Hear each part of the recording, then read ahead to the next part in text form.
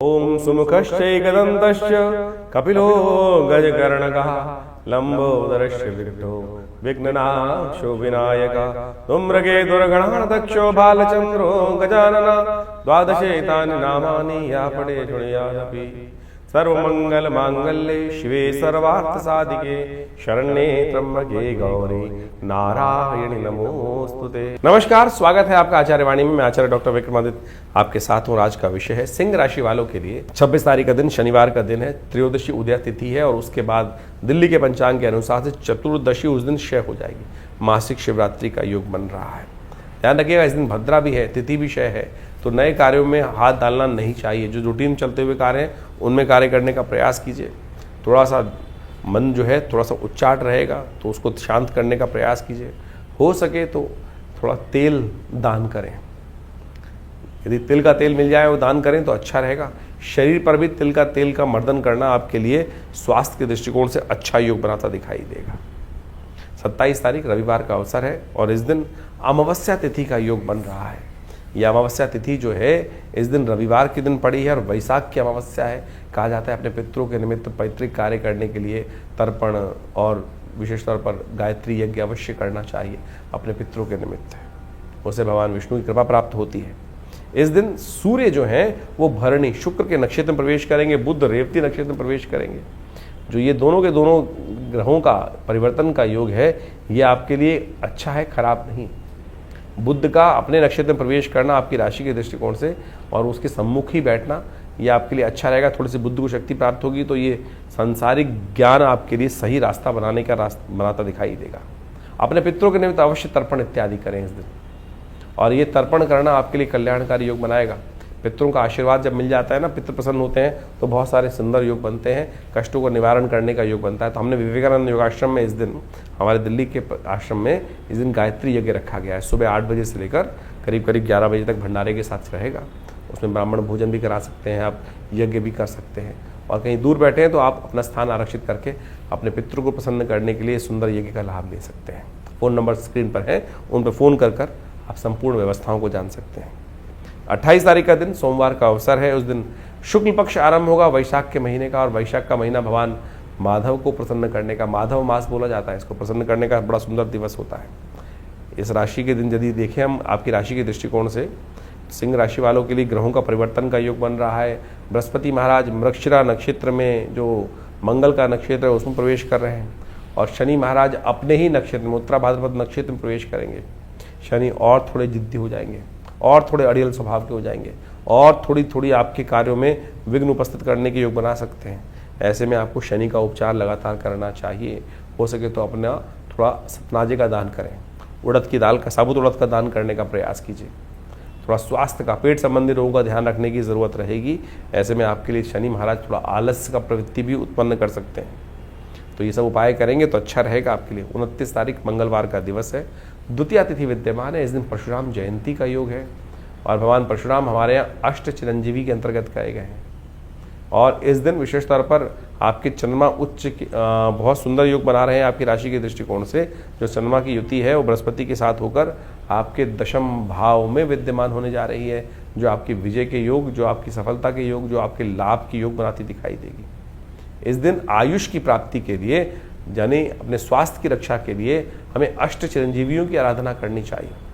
शास्त्र कहता है अश्वत्थामा बलिर्व्यासो हनुमानश्च विभीषणा कृपा परशुरामस्य मार्कंडे च अष्टमा। इन अष्ट चिरंजीवियों की यदि उनके जन्म दिवस पर आराधना की जाए तो हमारे आयु वर्धन के लिए, जीवन के स्वास्थ्य लाभ प्राप्ति के लिए सुंदर योग बनते हैं। तो इस दिन ब्राह्मण पूजन करें, गरीबों को भोजन कराएं, ये अवश्य करने का प्रयास करें। इस दिन सर्वार्थ सिद्धि योग भी विद्यमान है, तो अवश्य आप जो भी नया कार्य आरंभ करना चाहते हैं वो कर सकते हैं। 30 तारीख का दिन अक्षय तृतीया का योग है। आपका चंद्रमा उच्च का होकर बृहस्पति के साथ बैठा हुआ है। आपके लिए ग्रह अच्छे योग बना रहे हैं, सफलतादायक योग दे रहे हैं, कीर्ति वृद्धि के योग दे रहे हैं, लेकिन शनि लगातार खराब चल रहे हैं। तो ऐसे में इस दिन अवश्य अपने ग्रहों को ठीक करने के लिए पुण्य कार्य करने का प्रयास करें। इस दिन पुण्य करेंगे ना तो उसका अक्षय फल प्राप्त होगा, लेकिन ध्यान रखिएगा यदि गलत कार्य करेंगे उसका भी अक्षय फल प्राप्त होने के योग बन सकते हैं। तो यानी अच्छा कार्य करेंगे तो कम से कम अच्छा सोचें, अच्छा विचार करें, नेगेटिव ना सोचें, ना नेगेटिव कार्य करें। इस प्रकार से आपने ग्रहों का खेल दिन पर दिन किस प्रकार का रहेगा वो समझने का प्रयास किया। देखिए, ये ग्रहों का जो खेल है वो विशेष तौर पर हर रोज परिवर्तन के साथ आगे बढ़ता रहता है जीवन। लेकिन इस समय जो चतुर्ग्रही योग बना हुआ है वह पूरे अप्रैल के अंदर जिस प्रकार चलने वाला है वो कहीं ना कहीं इस समय ग्रहों की युति को शुभ नहीं करता।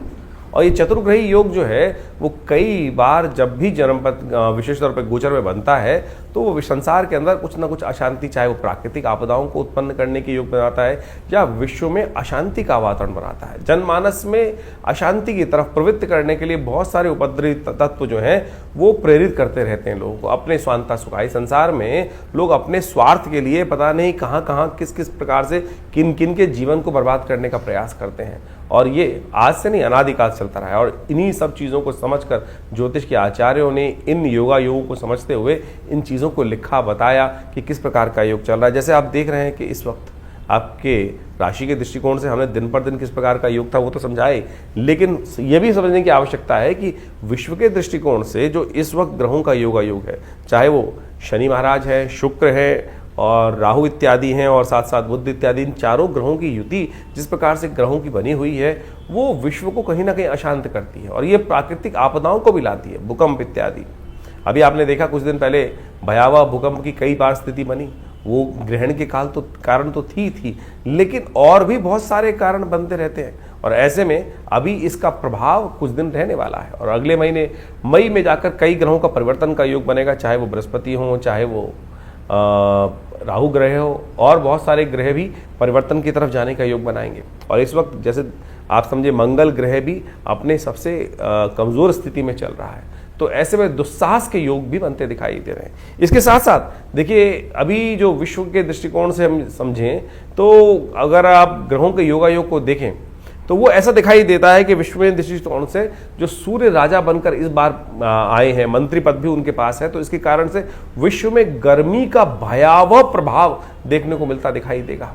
और गर्मी के भयावह प्रभाव के कारण से अग्निकांड, विस्फोटक योग, ये सब भी कहीं ना कहीं परेशान कर सकते हैं। तो हमको अपने जीवन को सही चलाने के लिए अपने ग्रहों को सही रूप से समझते हुए उपाय करने का प्रयास यथाउचित भाव से करना चाहिए।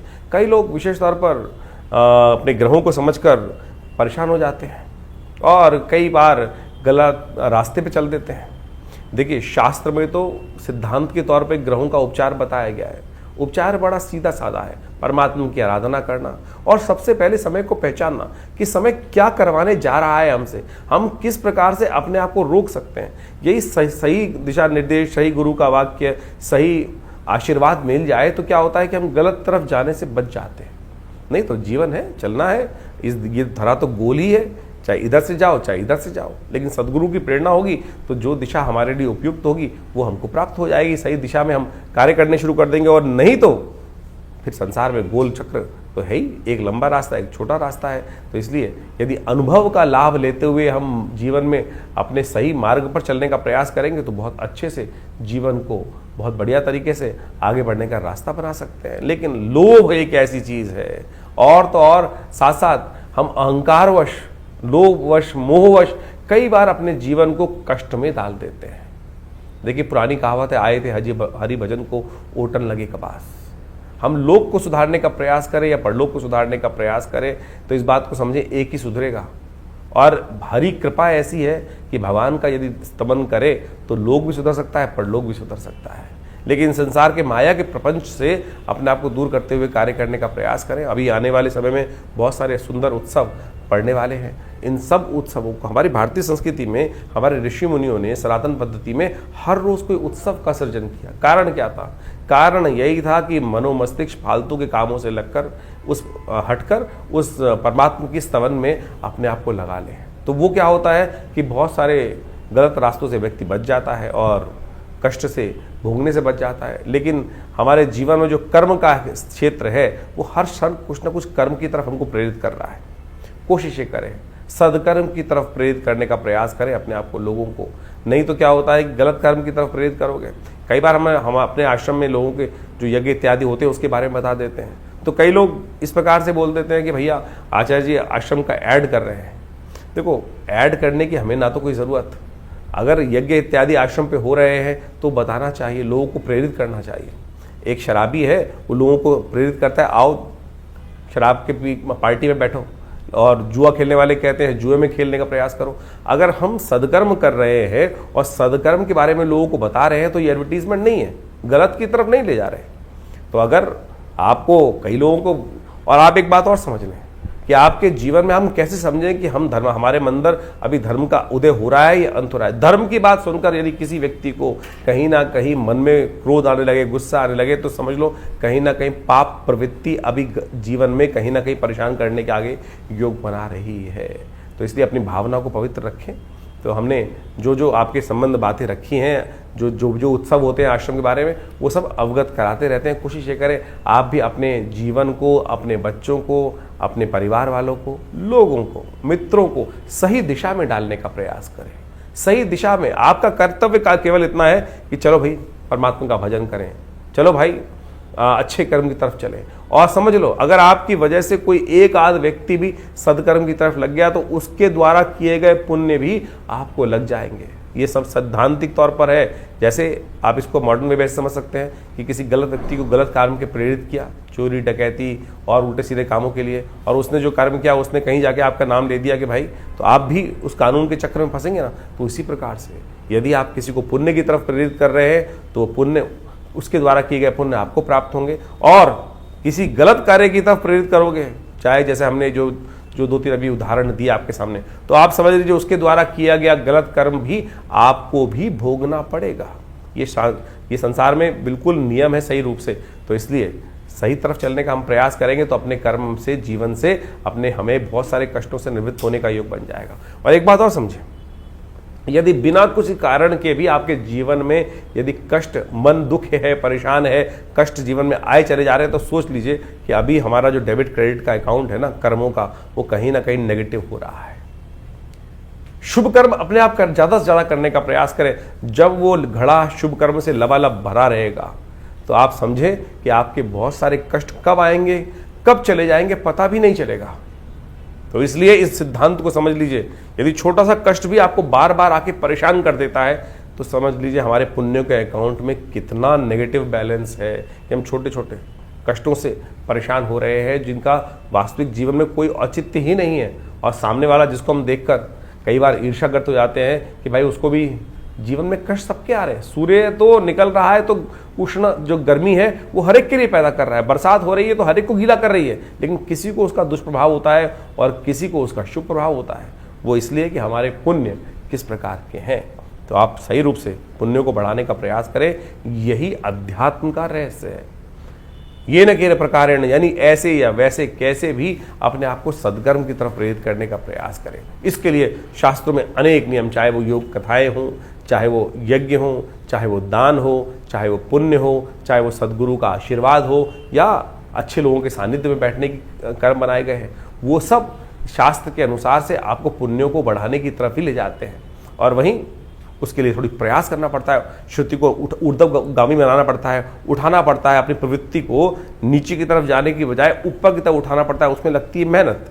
और गलत तरफ जाने के लिए तो आप बैठ चल करते हैं, उल्टे सीधे काम तो बहुत सारे ऐसे हैं, रोज शाम को लोग आपको बैठा सकते हैं। तो आप उस पर रोक, उस पर बंदिश, उस पर थोड़ा सा संयम करने का प्रयास करोगे तो खुद देखोगे धीरे धीरे परिवर्तन का रास्ता आपके जीवन में अवश्य बनेगा। और जानिए आपके जीवन में किस प्रकार के ग्रह योग चल रहे हैं, उसके लिए हम लगातार आपके साथ रहते ही हैं। तो आशा करते हैं इन सब दिशा निर्देशों को सही से समझेंगे और अपने जीवन के कष्टों को दूर करने का आप अवश्य योग बनाएंगे।